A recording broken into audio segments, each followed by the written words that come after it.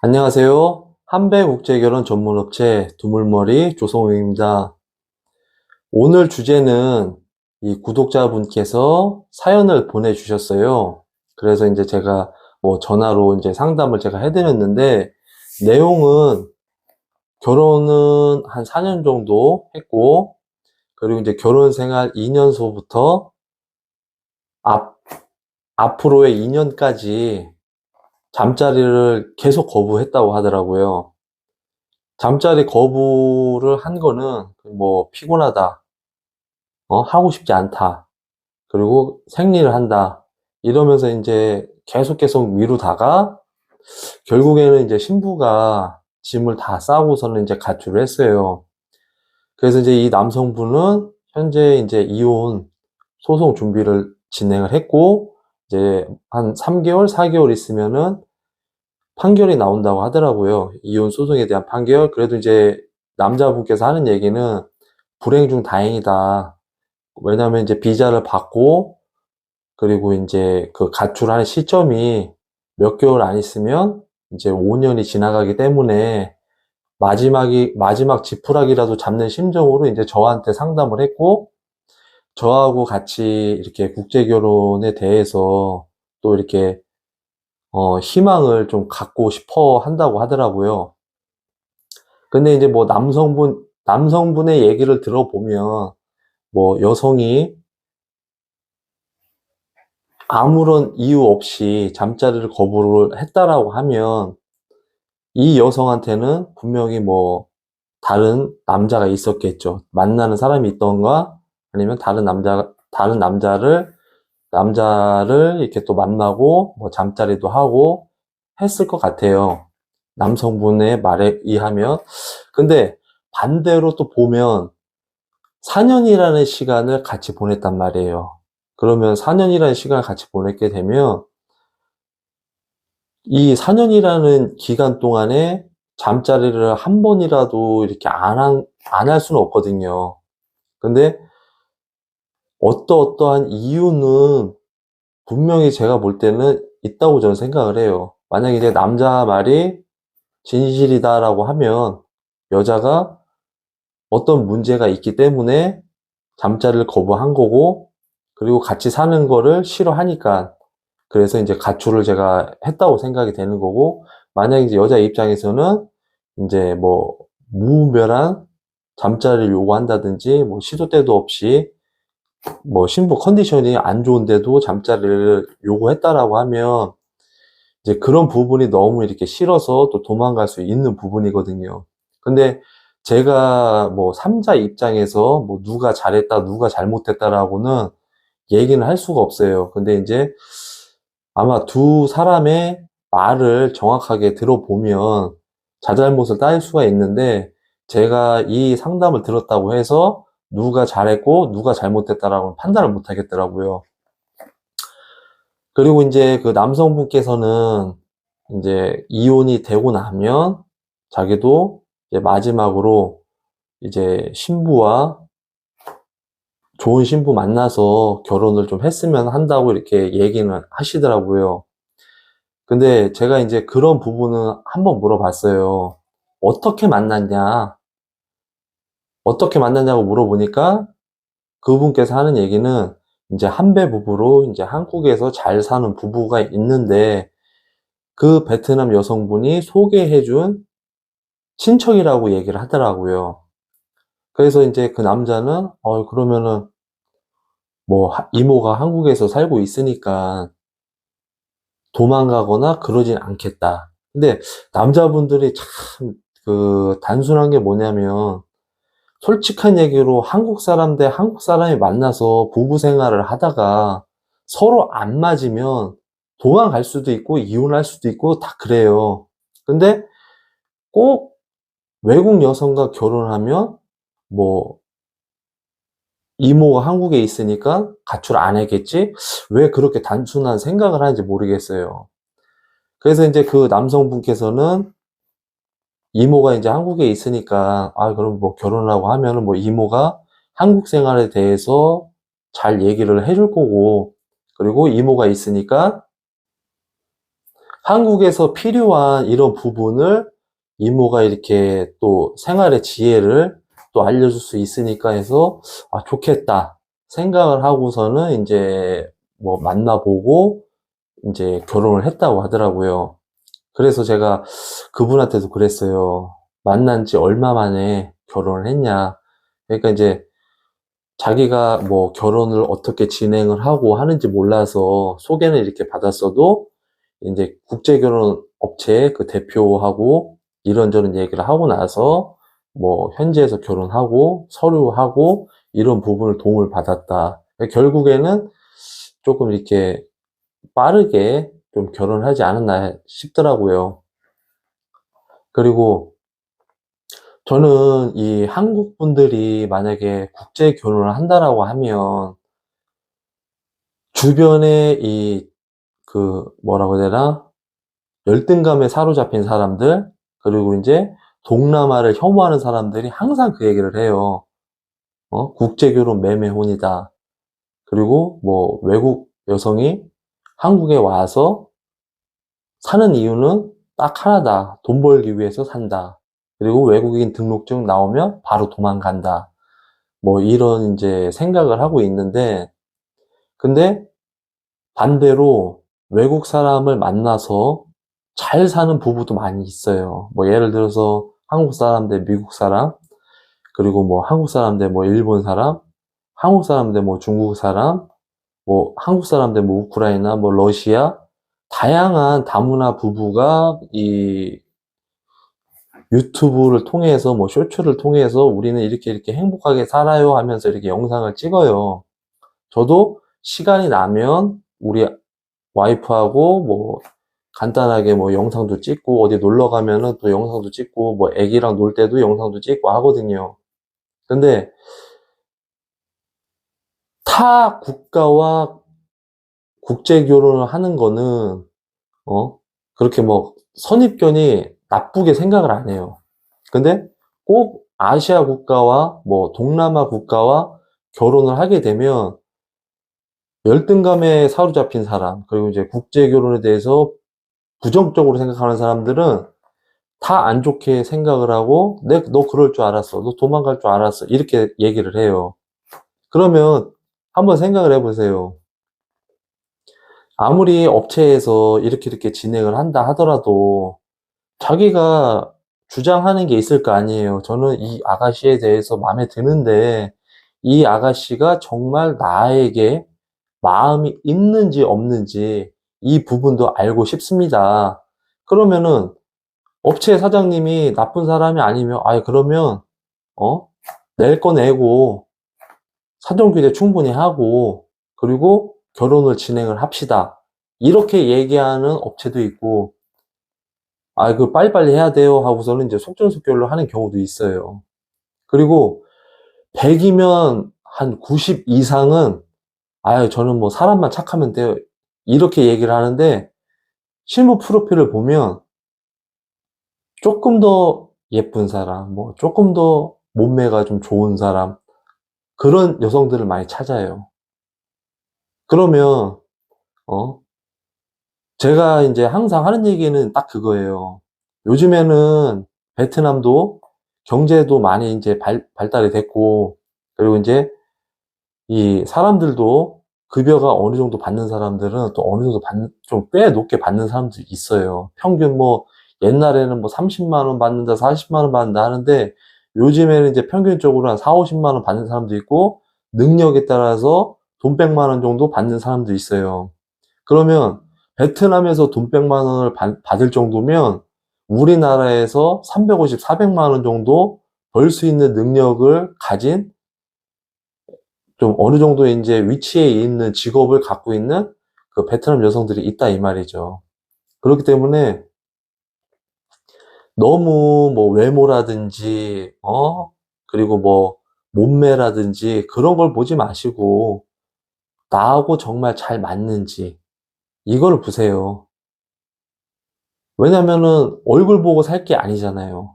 그렇기 때문에 여러분들이 이제 국제 결혼을 한다라고 하면 어느 정도는 정상 참작을 해서 좋은 여성을 내 결혼의 반려자로 만나는 거를 추천드립니다. 그리고 이제 그 많은 분들이 또 궁금해 하시는 게 있을 거예요. 아니, 국제 결혼을 통해서 결혼을 했고, 그리고 이제 이혼을 하게 되면 남자 같은 경우에는 5년 동안 국제 결혼을 못 해요. 근데 이런 부분이 지금도 이제 우리 그 국제 결혼 중개 업체와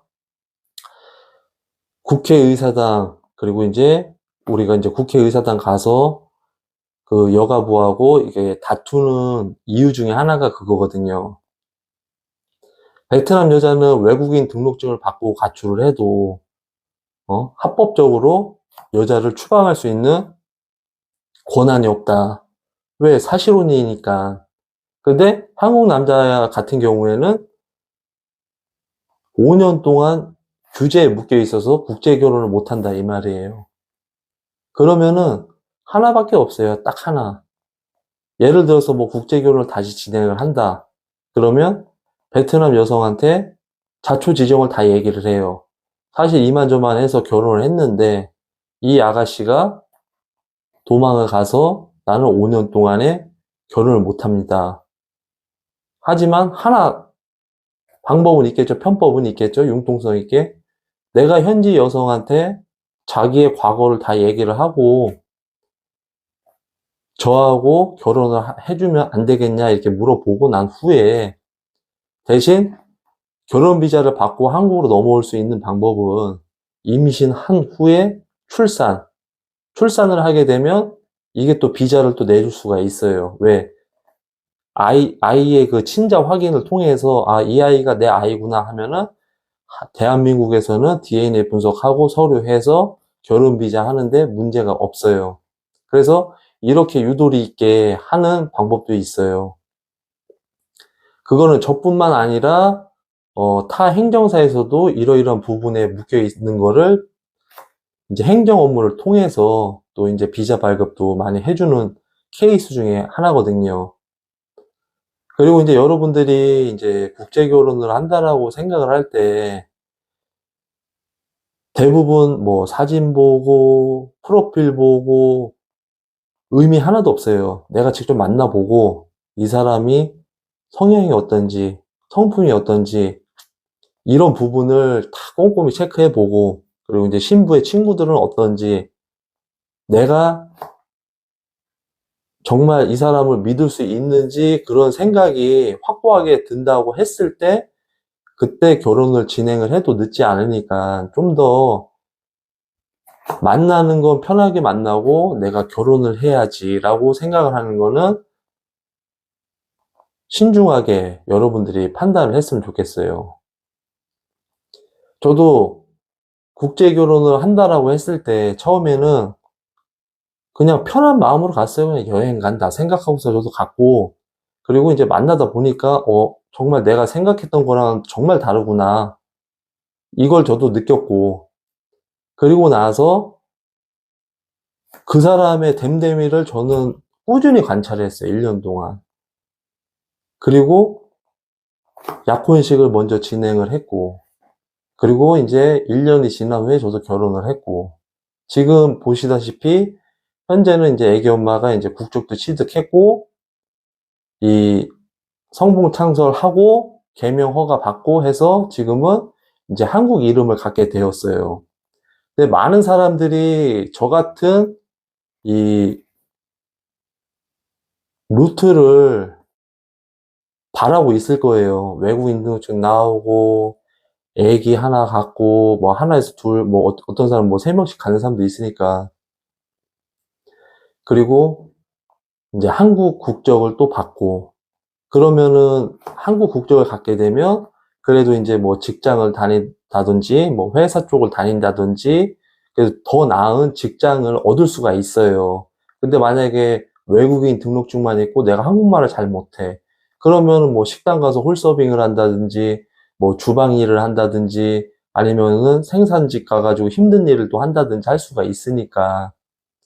그래서 여러분들이 결혼을 한다라고 하면 정말 아내가 한국에 와서 잘 적응할 수 있고, 정착할 수 있고, 그리고 뭐 공부를 한다든지 하게 되면 옆에서 지원도 해줄 수 있어야 돼요. 그래야지 아내가 한국 사회에 빠르게 또 적응을 하는 거고, 그리고 나중에 2세가 태어나도 2세도 엄마가 한국말을 잘 못하면 2세도 그냥 외국어를 쓸 수밖에 없겠죠. 근데 대부분 보면 이제 되게 잘 살고 하면 애기 엄마도 한국말 잘 쓰고, 그리고 애기도 언어에 대해서 문제될 건 없으니까요. 그리고 이제 여러분들이 이제 마지막으로 또 알아야 될 게 뭐냐면, 뭐 베트남의 뭐 가족, 뭐 친인척, 이런 사람이 소개를 해서 결혼을 한다 하더라도 내가 상대방에 대해서 아무것도 모르면 이런 일은 또 발생할 수가 있어요. 그렇기 때문에 누구에게 소개를 받아도 정말 신중하게 잘 만나보고 생각해보고, 그리고 이 여성의 성격이 어떤지도 신중하게 한번 파악해보고, 아, 정말 괜찮은 사람이구나, 이렇게 느껴지면 그때 결혼을 하는 거를 추천드립니다. 그리고 이제 이번 주 일요일 날 제가 이제 대전에서 이제 국내 맞선, 그리고 이제 현지에 있는 여성 두 분 해가지고 화상 맞선을 진행을 해요. 근데 이제 남성분께서도 국내에 있는 여성도 마음에 들고 현지에 있는 여성도 마음에 든다라고 해서 동시에 진행을 하기로 했어요. 그래서 이제 오전서부터 점심 때까지는 이제 국내 맞선을 진행을 하고, 그리고 1시 이후부터는 한 30분, 40분 정도 화상 맞선을 두 명을 또 진행을 해요. 그런데 처음에는 이 남성분도 긴가민가 했어요. 정말 내가 나한테 맞는 사람을 여기서 찾아줄 수 있는지. 근데 제가 이렇게 딱 찾아드리니까 그 남성분이 하는 말, 사장님, 저는 다 결정했습니다. 지금 이 여성분, 그리고 현재 있는 이 여성분, 이 여성분이랑 결혼을 전제로 동의를 한다라고 하면 저는 여기 3명 여성분 중에 1명을 선택해서 진행을 하도록 하겠습니다. 이렇게 말씀을 해 주시더라고요. 그리고 이제 국내나 뭐 현지나 이런 부분은 저는 제가 인프라가 넓기 때문에 이런 일들이 가능해요. 그리고 국내에 있는 여성을 만약에 만나게 된다라고 하면 합법적으로 비자가 있는 분들을 저희는 소개를 하고 있습니다. 그렇게 되면 결혼 비자를 발급을 하기 위한 절차가 되게 간소해지는 거예요. 왜냐면은 한국에서 혼인신고하고, 그리고 비자를 결혼 비자로 바꾸고, 왜냐면 이제 방문 초청 비자가 있을 거고, 유학 비자가 있을 거고, 사업 비자가 있을 거고, 이런 부분에 있어서 한국에서 혼인신고하고, 비자 변경 시켜드리고, 현지 넘어가서, 현지에 가서, 베트남에 가가지고서는 이제 현지에서 이제 혼인신고 하면 되거든요. 그리고 이제 여러분들이, 국제 결혼을 한다라고 하면, 제가 늘 얘기하는 게 뭐냐면, 지금은 40 넘어가면 내가 좋은 사람 찾기가 이렇게 많이 줄어 있어요. 그리고 진짜 뭐 관리 잘 되면은 뭐 좋은 사람 많이 만나겠지만, 근데 그게 아니면 쉽지 않아요. 그리고 여러분들이 국제 결혼하면은 이 대부분 사람들이 보상 심리가 있어, 보상 심리. 내가 이렇게 돈을 내고 진행을 하는데 뭐 좋은 사람 소개해 주겠지. 좋은 사람 소개해 줄 수 있어요. 근데 본인이 제대로 못하면 까여요, 까여. 내가 항상 남성분들한테 제가 코디를 해드리면 마른 사람은 좀 살 좀 찌우세요라고 전 얘기를 해요. 그리고 뚱뚱한 사람은 살 좀 빼세요 얘기를 한단 말이에요. 왜? 여자가 딱 봤을 때도 남자가 매력이 있어야지 그 점수를 얻을 수가 있잖아요. 그렇기 때문에 이런 부분에 있어서 정말 제 말을 듣고 따라와 주시는 분들은 내가 조금 더 나은 사람을 만날 수가 있는 거고, 그냥 뭐 제가 얘기하는 거를 이제 허투루 듣게 되면 차 마시고 밥 먹고 빠이빠이예요, 빠이빠이. 왜냐면 이 사람들도 사진 보고, 아, 저 사람 괜찮으면은, 좋은 쪽으로 발전을 시킬 수가 있겠다 하고 나오는 거거든요. 우리가 뭐 알바를 뭐 써가지고 뭐 그 아가씨들을 보내는 게 아니에요. 왜냐면 우리도 이제 출장 가서, 이 둘이 잘 될 수 있게끔 옆에서 제가 얘기를 하거든요. 근데 국내든 현지든 마찬가지예요. 옷도 깔끔하게 입고 젊어 보이게 입고 그리고 항상 이 에티켓이랑 매너도 있어야 되고 그리고 이제 대화도 잘 주도해야 되고 어차피 내가 한국말 한다 하더라도 어차피 통역사에 있기 때문에 통역사한테 이 여성에 대해서 질문하고 듣고 질문하고 듣고 상대방 여성이 또 얘기하면 거기에 대한 얘기를 듣고 또 대답해주고 이렇게 대화가 오고 가고 해야 돼요. 근데 어떤 사람 보면은 말을 안 해. 그냥 웃기만 해. 하하하 하면서. 그러면은 이상하다고 생각을 해요. 왜? 나는 웃긴 얘기를 안 했는데 왜 이 사람 웃고 있지? 막 이렇게 생각하니까. 그래서 상황에 맞게끔 여러분들이 대화를 잘 주도했으면 좋겠습니다. 감사합니다.